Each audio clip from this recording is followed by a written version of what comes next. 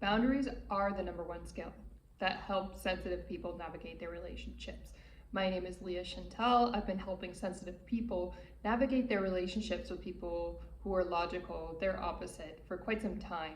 And the way to navigate relationships, especially in the early phases of dating, especially if you're going to places like bars, nightclubs, dating apps, they're kind of similar whether you drink or you don't drink. Doesn't really matter. I mean, they're legitimate places to go if you want to find a partner. Having said that, you have to have a really solid, clear boundaries with people. That's how you're going to avoid 99% of the mess, 99% of the negativity. And that's not to say you won't occasionally encounter negativity, because that's life. We can't eliminate absolutely all of it because people are coming up with new ways to get to know people. This is an ever-evolving environment. It changes all the time. Now people really don't like dating apps. They don't want to meet on there at all. They may go on Hinge sometimes because they have solid skills when it comes to boundaries. And you always have to know who you are. That's where boundaries start. If you don't know who you are, you don't have good self-esteem, you don't value yourself, you're not going to set the boundary because you're not going to have confidence that you're going to enforce it. And that's when everybody can take advantage of you. So if your self-esteem is not good, I don't recommend dating actually.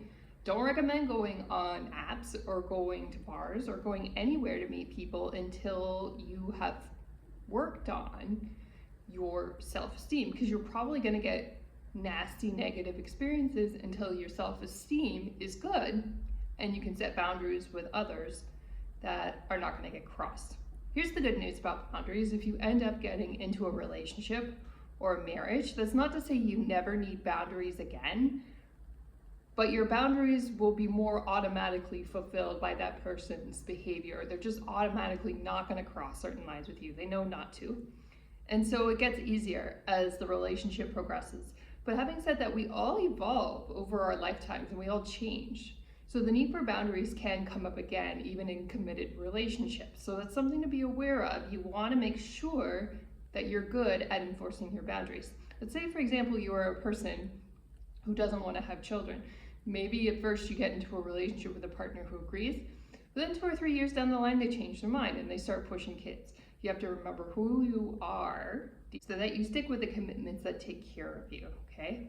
And that's not to tell you don't have kids or anything like that. It's a very personal decision. Everybody has to decide for themselves what's right for them. All I'm saying is when you decide what's right for you, you have to be brave enough to stick up for yourself. By definition, a boundary, when you state one, means this is something that I'm prioritizing, and if you don't agree to meet me there, then the relationship is over. It's almost like a mini ultimatum, but you don't want to give an ultimatum because that's a nasty thing to say. But I think people assume that it's implied, right? You say, well, this is the type of relationship I'm looking for. I want someone who's monogamous. And you don't say it out loud with subtext. But what you're saying is, the people who are not monogamous, I don't want those people. I'm cutting them off. That's what a boundary looks like by design. And so people get very scared to set the boundaries because they think the logical person's not going to like it. I'm going to tell them something that they don't want to hear. But the secret is they actually really like it. Why? And it's because logical people actually enjoy a little bit of conflict, but they don't like drama. I don't think either sensitive or logical people enjoy drama. But what they like is a natural bit of friction from time to time that comes from a healthy sense of self-esteem.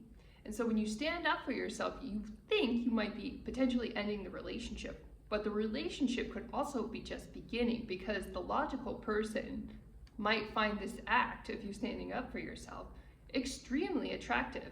And it's so funny that sensitive people don't realize this, and then they get scared and then they don't set the boundaries. But ironically, when you just let everything slide, that's when logical people actually don't find you attractive because they think, oh, this person will just accept anything. Like, if I start cheating on them, they'll just accept that. Or if I start drinking heavily, I'm just going to get away with it. And so you actually want to set boundaries.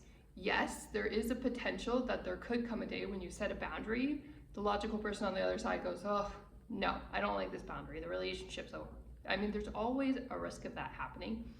But when you're out in the dating world, so many different things exist in the dating world that you may or may not find acceptable. There is polyamory, for example.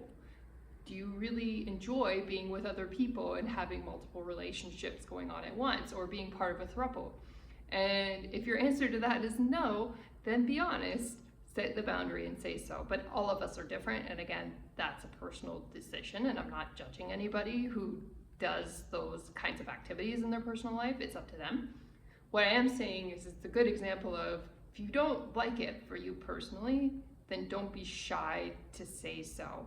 And sometimes our preferences develop over time. Sometimes we don't know, especially if we're in our early 20s, maybe we don't know what we like yet.